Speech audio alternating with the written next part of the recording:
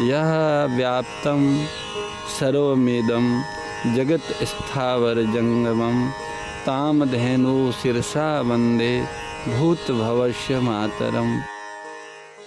हरि विस्तार है। गौ के रोम रोम में देवताओं का निवास माना गया है। उसे सुरभि, कामधेनु, अर्चा, पूज्या, विश्व की आयु, रुद्रों की माँ, वसुओं की पुत्री कहा गया है। पूज्या गौ माता मनुष्यों के, देवताओं के, ऋषियों के सबके लिए पूजनीय है। सव्यम सच्चिदानंद घन परमात्मा अवतार धारण करके पूज्य भाव से गौ माता की सेवा करते हैं और गो पालन लोक संस्कृति का विस्तार करते हैं। भगवान राम और कृष्ण के अवतार भगवती गौ माता की महिमा के विस्तार हेतु ही हुए हैं। गो देवज धेनु देव हितकारी, कृपा सिंधु मानुष तनुधारी।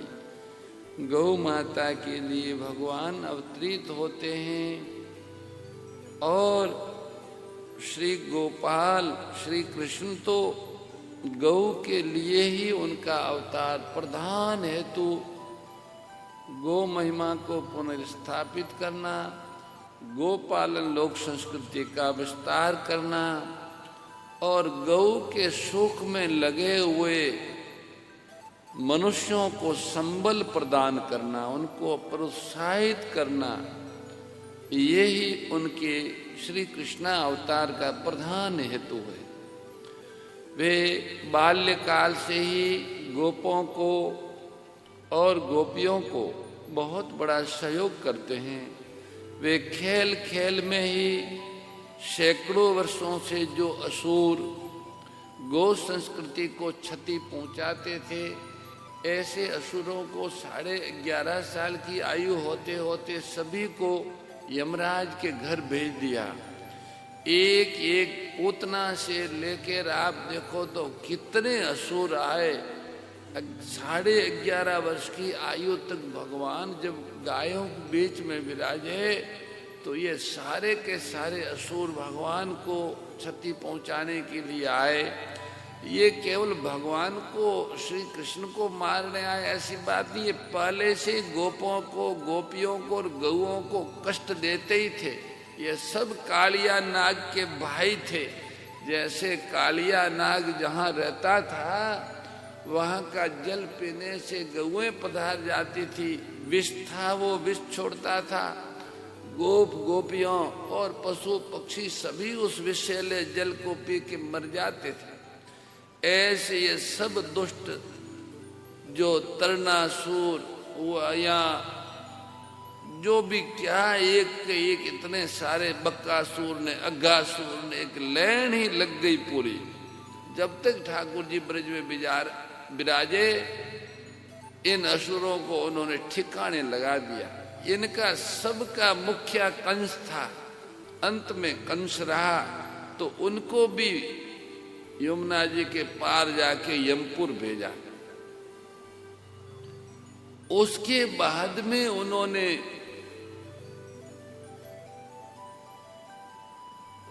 जो नीति थी शासन करने की नीति, उसे गोमाता के अनुकूल बनाने के लिए अर्जुन सहित पांडवों को निमित्त बनाकर इस धरती पर जितने गो विरोधी थे, गो घाती थे, गो हत्यारे थे, उन सबको जय श्री राम कराया। श्री भगवान कृष्ण का तो अवतार पूरा का पूरा केवल और केवल गो महिमा स्थापित करना और गो पालन लोक संस्कृति का विस्तार करना। द्वारकापुरी में भी भगवान प्रतिदिन 13,000 गौएं बहुत ही सुंदर सुंदर स्वरूप में और मन इच्छित दूध देने वाली स्वर्ण के श्रृंगों से सज्जित प्रतिदिन 13,000 गौओं का वो दान करते। ये गीर गाय जिससे हम कहते हैं, ये ठाकुर जी की गौओं में इसको शुद्धि गाय बोलते थे, शुद्धि गाय। ये बहुत सीधी है, ऐसे तो ये भी सिंग वगैरह हिलाती है, पर ये ढीली ढाली है, ठंडी है। इनके बैल कृषि में ज्यादा काम नहीं आते। पर दूसरी एक और गऊ है जो ठाकुर जी की गऊओं में थी, बड़ी शौर्यवान है, बड़ी सौम्यवान है, ब्रह्म स्वरूपा है, उसे लोग कांकरेज भी कहते हैं। वह द्वारका से लेके बड़ोदरा और इधर जोधपुर के बीच में, यहाँ पे पूरे क्षेत्र में ये अलग अलग रूपों में विराज रही। ये बहुत ही शौर्यवान है, अपने सेवक की रक्षा करती हैं। इनका दूध पीने वाले भी सूर और सती होते हैं। बहुत सारी सतियों और सुरवीर इनका दूध पी के हुए। इनके बैल कृषि के लिए बड़े उपयोगी है, इसलिए सौराष्ट्र प्रदेश में गीर गऊओं की बहुलता होते हुए भी कृषि के लिए हजारों सालों से कांकरेज क्षेत्र के बैल जाते थे। ये कांकरेज, कानम, उत्तर गुजरात, उत्तर पश्चिम राजस्थान, बहुत बड़े क्षेत्र में कांकरेज फैली हुई ये नस्ल है। बाड़मेर से इधर जोधपुर, पाली, सिरोही, पूरा जालोर, बनासकांठा, कच्छ, सुरेंद्रनगर, मेहसाणा, अब पाटन अलग हो गया, खेड़ा से लेके बड़ौदा तक ये गौ माता थी। अब भी उसका कुछ वंश है। ये बहुत ही सुंदर गाय है। ऐसे साहिवाल, रेड सिंधी बोलते हैं आजकल, राठी बोलते हैं, थार बोलते हैं, 8 नस्लें भगवान के अष्टवर्ग की गौ माताएं हैं। और ये अभी तक, आज से 50-60 वर्ष पहले तक ये 8 नस्लें सामान्य रूप से गोपालकों के घर में 16 से लेके 40 लीटर तक दूध देती थी। 50-60 साल में भारत में, स्वाधीन भारत में गोपालन की नीतियों का कोई विकास नहीं हुआ। विदेश के लोग हमारे यहाँ से गऊ ले जाके कांकरेज गऊ से 52 लीटर दूध लिया 24 घंटे में, और गीर से 70 लीटर दूध लिया। इतना उन्होंने नस्ल को बढ़ाया। पर हम लोगों ने पिछले 5-7 दशक में गोपालन की नीति की उपेक्षा की। सर्वदेवमयी पूज्या गौ माता थी। गो पूजा, गो भक्ति, गो मंत्र आदि शास्त्रों में इनके विस्तार बताए गए कि गाय पूज्य है, उनकी पूजा करने से, उनके मंत्र जाप से खूब लाभ होता है। और हमारे पूर्वज गो पूजन करते आए। गो पूजन हमारे सभी संस्कारों का पहला है। गो पूजा के बाद ही सभी श्रेष्ठ कार्य पूर्ण होते हैं। और सभी प्रकार के हिंदुओं के 16 संस्कार गौ माता के माध्यम से संपन्न होते। गो पूजन, गोदान, पंचगव्य पान, पंचगव्य प्रक्षालन, पंचामृत आदि आदि के माध्यम से सब संस्कार संपादित होते। वो गर्भाधान से लेकर मृत्यु तक के सारे संस्कार गौ माता को केंद्र में रख के होते हैं। यज्ञ, याग, पूजा पाठ, ये सब कुछ पूज्या गौ माता के माध्यम से ही संभव है। ये सब बात है। सब प्रकार से गौ माता अभ्युदय करती है और परलोक में भी वेतरणी से तारती है। वर्षों उत्सर्ग बैल का नंदी बना के गौ संवर्धन के लिए देना हमारे शास्त्रों में बड़ा भारी महत्व है। इसका गोचर भूमि छोड़ना बड़ा भारी पुण्य माना गया है। गो का ये आध्यात्मिक तथा धार्मिक महत्व चाहे आज किसी के समझ में न आए, और वो अलग बात है। आध्यात्मिक जगत का ये रहस्य भौतिक साधनों से समझ में आ भी नहीं सकता। श्रद्धालु पुरुष शास्त्र प्रमाणों से तथा अंतर्दर्शी महात्मा लोग ऋतंबरा प्रज्ञा के द्वारा अनुभव से ही इसे जान सकते हैं। भगवती गौ माता की महिमा का कोई वारा पार नहीं है। गौ सेवा भारतीय संस्कृति है और धार्मिक कर्तव्य भी है।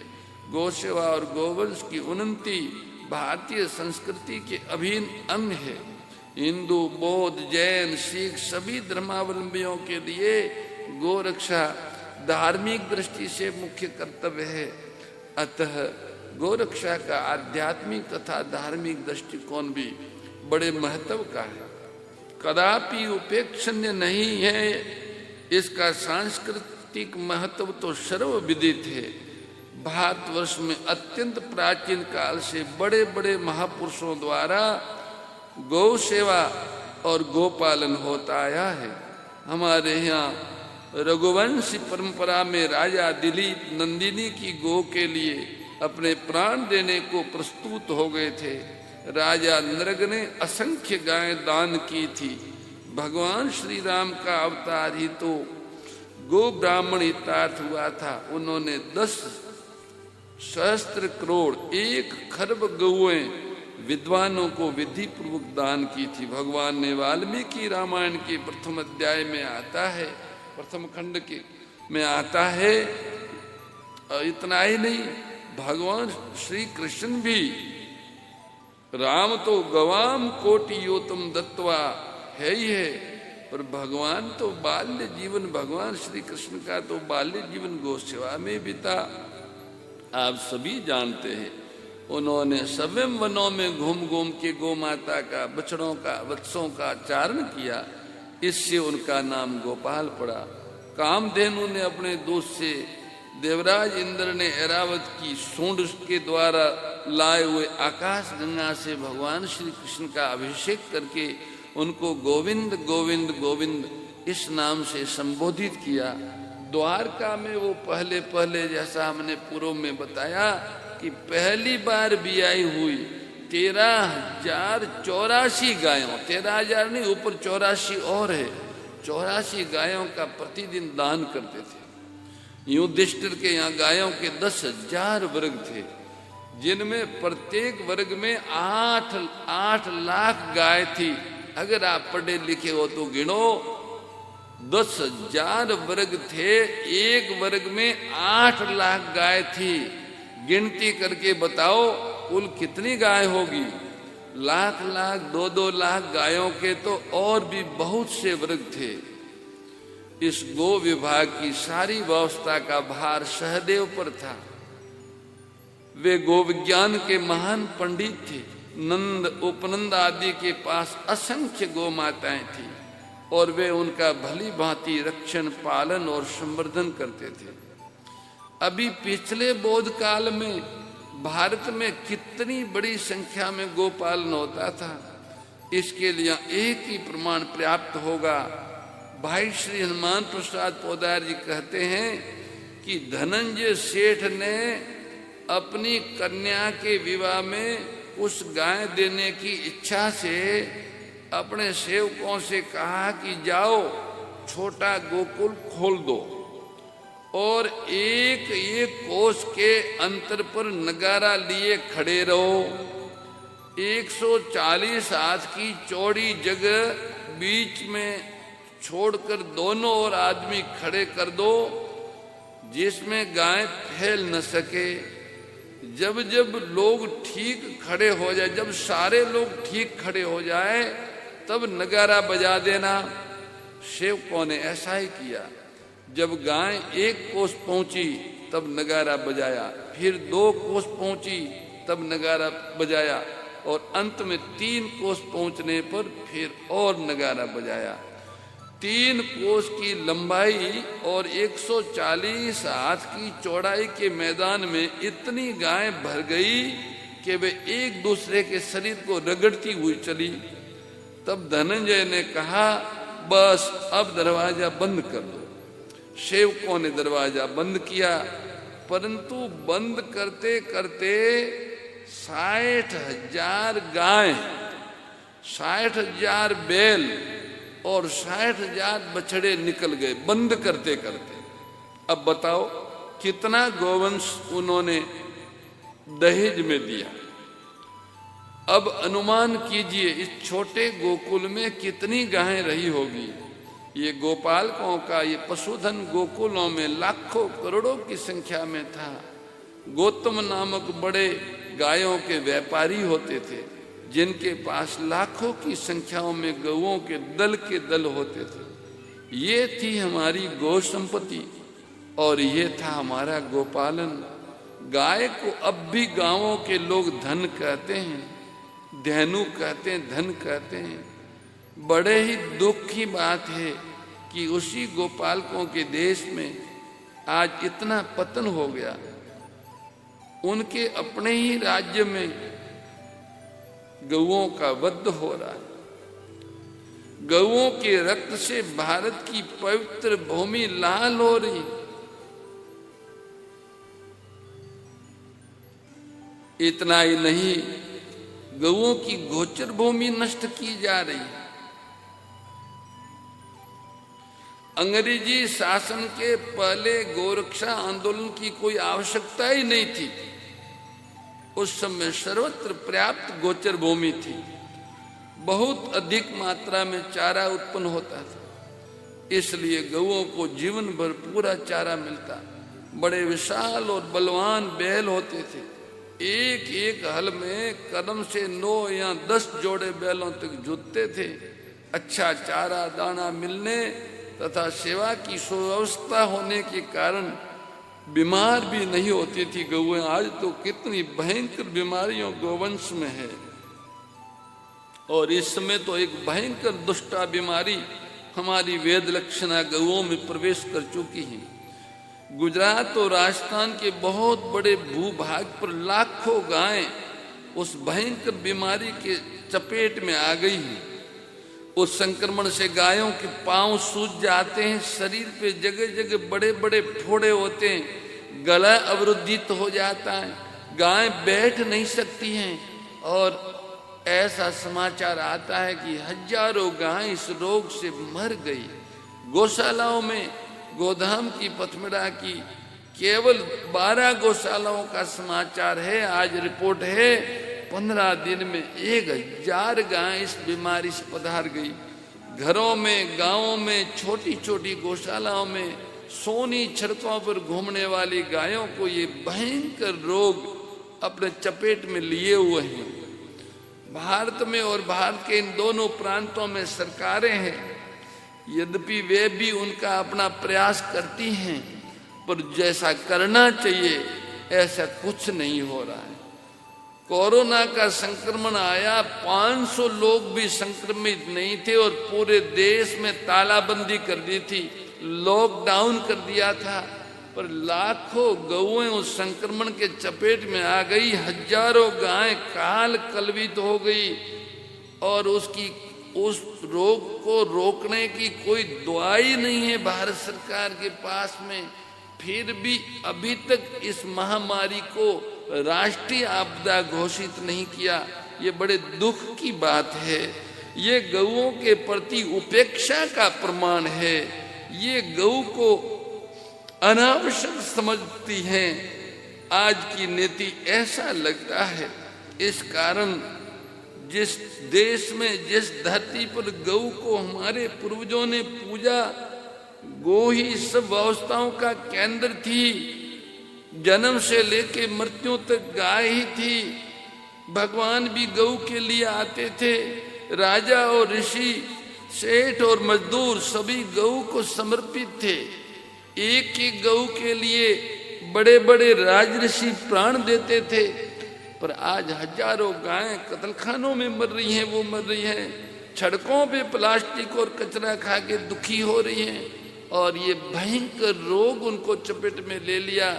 फिर भी आज का शासक वर्ग और संभ्रांत समाज अभी तक गोवंश की ओर देख ही नहीं रहा, जैसे कुछ हो ही नहीं रहा हो, ऐसे सब चल रहे हैं। लाखों गायें इस बीमारी से पीड़ित हैं। ये सारी बीमारियां इसलिए आ रही हैं कि गौ को उपयुक्त चारा पानी नहीं मिल रहा, उनकी रोग निरोधक शक्ति समाप्त हो गई। कुपोषण के कारण गायों का स्वास्थ्य समाप्त हो गया। गाय झरझर हड्डी निकली हुई गायें गौशालाओं में, सड़कों पे और घरों में घूम रही हैं। इसलिए वो सामान्य बीमारी को भी सहन करने में असमर्थ है। यही गोधन कभी ऐसी संक्रमण की पीड़ा से पीड़ित नहीं हुआ। इस समय जो संक्रमण आया है ये हमने हमारे इस जीवन काल में तो देखा नहीं और हमने सुना भी नहीं कि एक साथ ऐसा भयंकर रोग गौओं में कोई आया हो। कुछ लोग कहते हैं कि ये कहीं कहीं आया था, कोई कहते हैं कि ये पाश्चात्य जगत से आया हुआ है, इसलिए पाश्चात्य जगत की जो संकर पशु है वो इनसे संक्रमित नहीं हो रहे हैं, और हो रहे हैं तो बच जा रहे, क्योंकि उनको पहले से ही ऐसी जहरीली दवाइयां दे दी है कि ये संक्रमण के जहर को सहन करने में समर्थ हो गए, ऐसा कह रहे हैं। सच्चाई क्या है वो जाने, पर गाय हमारी वेद लक्षणा गाय और उसका वंश इस समय उस बीमारी से पीड़ित है। पहले ही वो उपेक्षित, तिरस्कृत और अपमानित तो था ही। भगवान की कृपा से इस वर्ष अच्छी बारिश हो रही थी, मन में संतोष हो रहा था कि खूब चारा होगा, गौओं को खूब चारा मिलेगा, गोवन सुखी होगा, संतुष्ट होगा। जो थक गया था, हड्डी निकल गई थी, वो सब ठीक हो जाएगा। पर इस बीमारी के आने के बाद मन को बहुत बड़ी व्यथा हो रही है कि अब चारा भी है, पानी भी है, पर गाय चर ही नहीं पा रही है, बैठ ही नहीं पा रही है। बहुत सारी देसी दवाई भी है, पर जो खाना ही बंद कर देती हैं तो उसको कैसे खिलाएं। भगवान गोविंद ही गौ माता के रक्षक रहे हैं और वही उनकी रक्षा करेंगे। सज्जनों, प्रसंग गो रक्षा का चल रहा है, गो के महात्म्य का चल रहा है, इसलिए ये निवेदन कर रहे थे कि अतीत में तो हमारे पूर्वज गौओं का पालन सुंदर ढंग से करते थे, गोचर भी खूब थे, चारा भी खूब था, इसलिए गाय बैल सभी स्वस्थ और तंदुरुस्त होते और हर घरों में अनुभवी लोग होते, गायों की चिकित्सा जानने वाले कई लोग होते थे। वो वहीं पर इधर उधर से जड़ी बूटियों लेके सफल चिकित्सा कर देते थे, बाहर से कोई दवाई नहीं लानी पड़ती थी। चमड़े ये सब लोग जो है, उस समय लोग चमड़ी का जूता भी कई लोग गाय जब शरीर छोड़ देती तो पहनते थे, पर कसाई खाने नहीं थे। मांस आदि बाहर भेजे जाने का तो प्रश्न ही नहीं था। जैसे आजकल चमड़ा मांस आदि बाहर भेजते हैं, ऐसी बात थी नहीं अंग्रेजों से पहले, तो कोई समझता ही नहीं था। चमड़े की जूती भी भैंस आदि पशुओं के चमड़े की पहनते थे, गऊ के चमड़े की मरा पधारी हुई गऊ के चमड़ा का भी उपयोग नहीं करते थे। इतना भाव था। यहाँ के ये जो आज कत्लखानों की बात सुनते, वो अंग्रेजों के पहले कोई नहीं थे। जो लूली लंगड़ी अपंग गाय बैल होते थे, बुढ़े हो जाते थे, उनकी सेवा के लिए, सेवा की दृष्टि से स्थापित बहुत सारी गौशालाएं होती थी, केवल उनकी सेवा करती। खेतों में गाय बैलों के गोबर की प्रचुर खाद डाली जाती थी, इससे बहुत अधिक अन्न पैदा होता था। आरोग्यवर्धक अन्न, फल, औषधियां प्रजा को मिलती थी। दूध, दही तथा घी की तो मानो नदियों बहती थी। हमारे बाड़मेर के आगे मुनाबाब है, यहाँ अभी अंग्रेजों के काल तक पूरा रेल का डब्बा घी से भरता था, इतना घी वहाँ होता था। दूध दही का कोई मूल्य नहीं लेता था। ये तो अभी तक हमें याद है कि दूध बेचना पाप मानते थे, दूध बेचते नहीं थे। दूध की आवश्यकता होती तो एक दूसरों के घर से दूध ले आते थे। जब हमारी गाय किसी कारण से दूध नहीं देती तो पास वाले घर से गाय का दूध मिल जाता था। पैसा कोई दूध का नहीं लेता, दही का कोई पैसा नहीं लेता था। हाँ, घी का अवश्य मूल्य लिया जाता था, बैलों का मूल्य लिया जाता था। और कहते हैं कि मुसलमानों के जमाने में, जो मुसलमानों का शासन था भारत में, उस जमाने तक 1 रुपये का 16 शेर तक घी बिकता था। 1 रुपये का 16 शेर।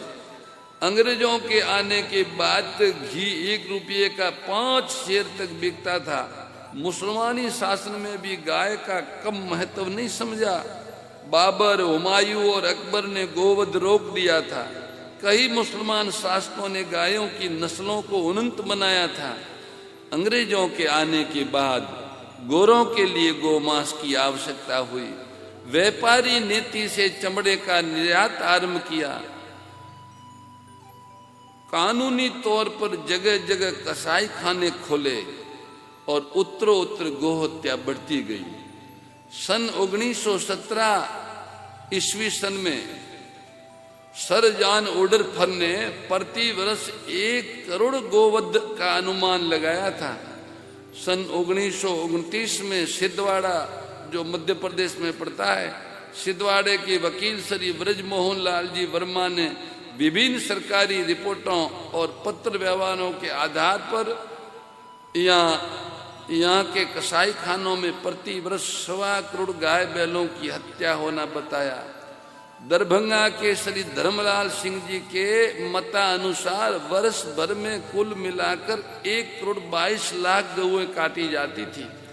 सारांश यह है कि विशेषज्ञों की उस समय की सम्मति के अनुसार प्रति वर्ष लगभग 1 से 1.25 करोड़ गोवंश, प्रति मिनट लगभग 19 से 24 तक गो जाति के गोवंश को मारे जाता था। दुख की बात यह है कि गोवध आज भी जारी है, जारी नहीं है, बढ़ रहा है। अंग्रेज चले गए पर गोहत्या बंद नहीं हुई। इसे उत्तरोत्तर बढ़ती हुई भयानक गोहत्या को देख के स्वाधीन भारत के प्रारंभ काल में भी राष्ट्र पुरुषों का अंतःकरण दहल उठता है था और समय समय पर इसीलिए किसी न किसी प्रकार से गोरक्षण का प्रयास भी होता था। आर्य समाज के संस्थापक स्वामी दयानंद जी सरस्वती ने तो गोरक्षा का बड़ा प्रयास किया। अंग्रेजों के समय उन्होंने गो करुणा निधि नामक एक पुस्तक प्रकाशित की।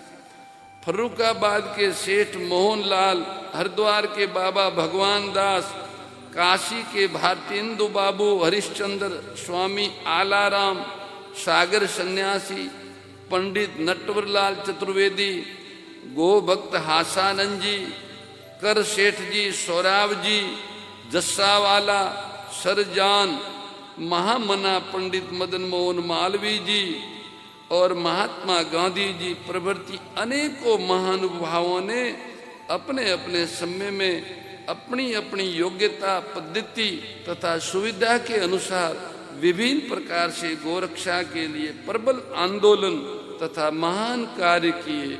महाराष्ट्र के चौड़े जी महाराज ने गोरक्षा बड़ा प्रयत्न किया।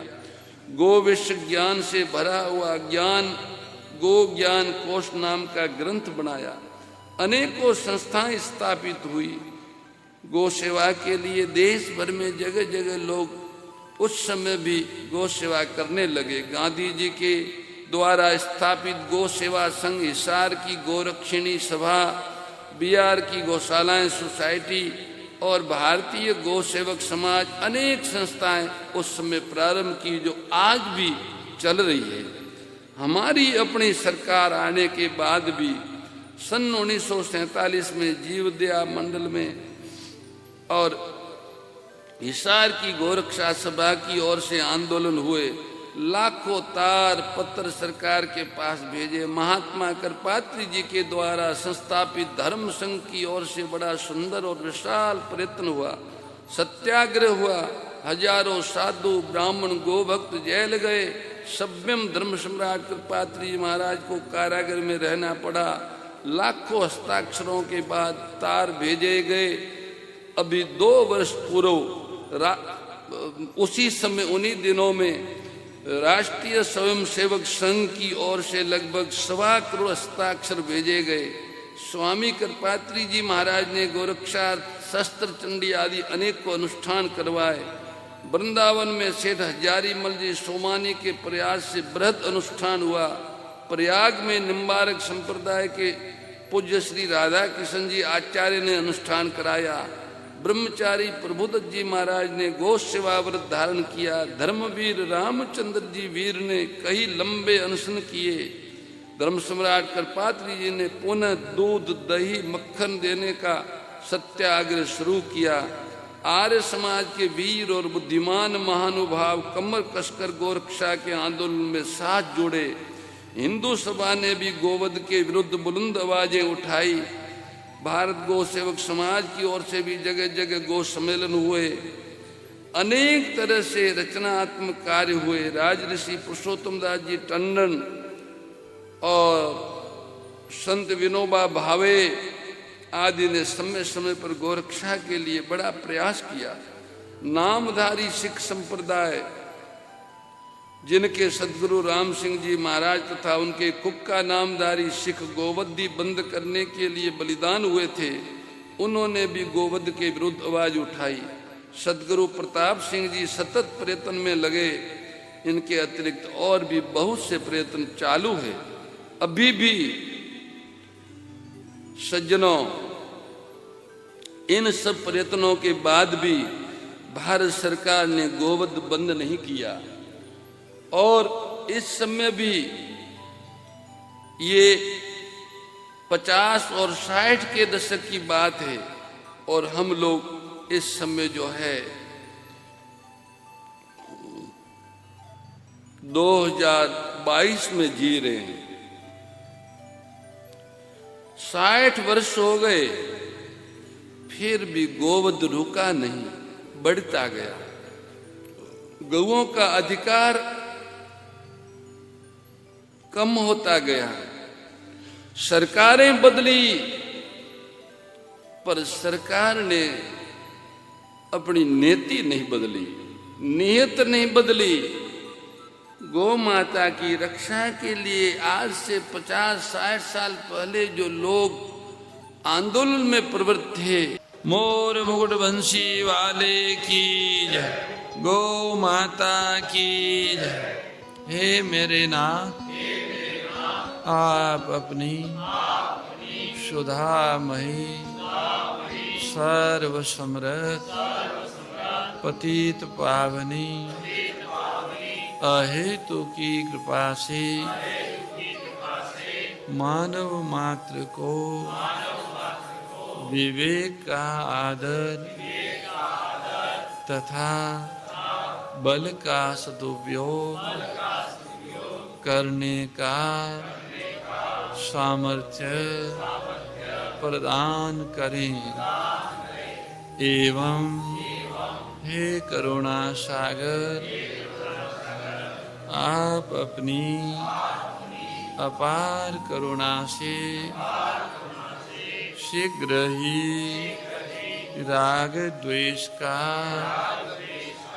नाश करें, जिससे सभी का जीवन सेवा, त्याग और प्रेम से परिपूर्ण हो जाए। ओम आनंद, ओम परमानंद, ओम सच्चिदानंद। नारायण नारायण नारायण। जय गौ माता, जय गोपाल।